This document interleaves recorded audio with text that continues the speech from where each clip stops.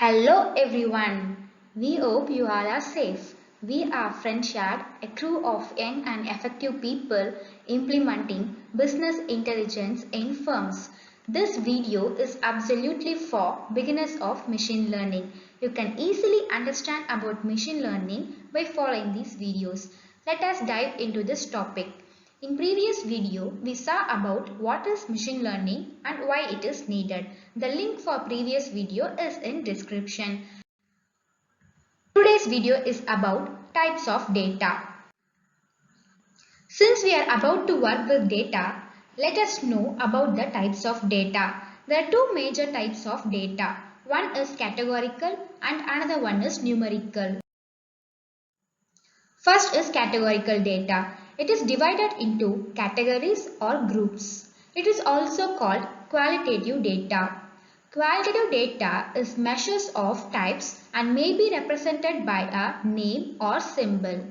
For example, gender, levels of education, animal name, brand name, etc.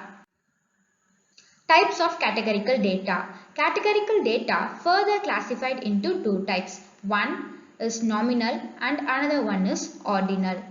In nominal, it is used for labeling variables without any quantitative value. For example, male, female.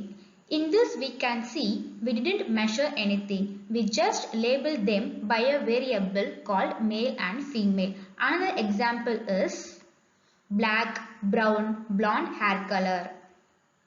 Second is ordinal.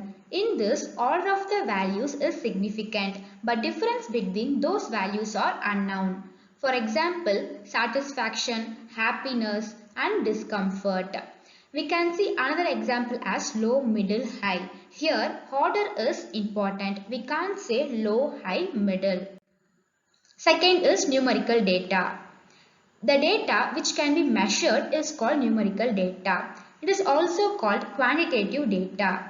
Quantitative data is measures of values or counts and are expressed as numbers. For example, age, salary, tenure, etc. Types of numerical data. Here, numerical data gets further classified into two types. First is discrete and second one is continuous. Discrete data can only take certain values as whole. For example, number of students in a class like 52 students. We can't say half a student. In continuous data can take any value. That means within a range. For example, time in a race like 4 minutes 5 seconds. You could even measure it to a fraction of a second.